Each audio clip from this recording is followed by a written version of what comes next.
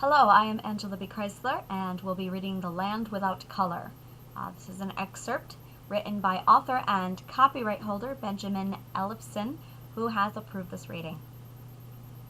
Goblins! Are you all goblins? Elvin prodded. A smile broke across the girl's face, and giggles echoed across the room. No, silly, the girl answered. We're just kids. Goblins are fierce creatures that are 10 feet tall with giant fangs and hair growing from their nose and ears. The girl pointed to the window and continued, Look out the window. Elvin walked over to the window and peered at the landscape. The prison was sitting at the edge of a snow-capped mountain. Those are the Shadow Mountains. Beyond them lies the land of darkness where the goblins come from, the girl described. 9 years ago, the goblins attacked the kingdoms of color.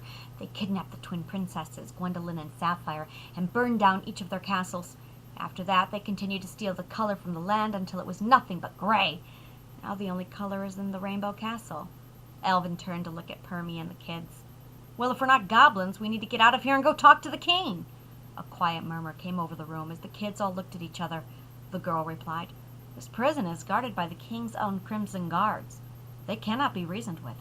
Permy sat up and smiled. This isn't anyone. This is Elvin, son of Jack, she exclaimed. Elvin smiled at Permy and nodded. He walked over to the door and knocked on it loudly. Bang, bang, bang! Hello? Open this door, please, Elvin shouted. He heard nothing. Elvin banged on the door again and heard the deep drum reverberate through the cell. Suddenly, Elvin heard the sound of metal clinking together. The sound was getting closer. Elvin peered through the window into the dark hallway. Around the corner came a large guard dressed in an ornate dark red armor.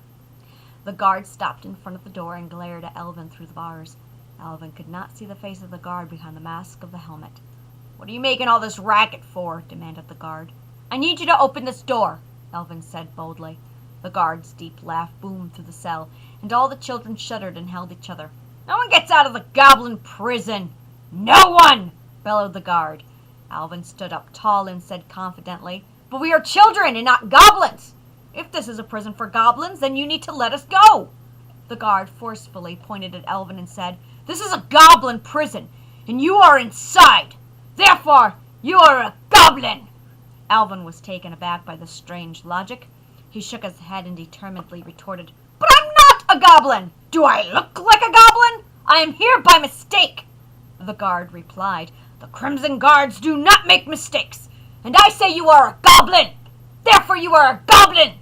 But I don't look like a goblin! Elvin explained. I am not 10 feet tall. I do not have fangs, and I do not have hair growing from my nose and ears.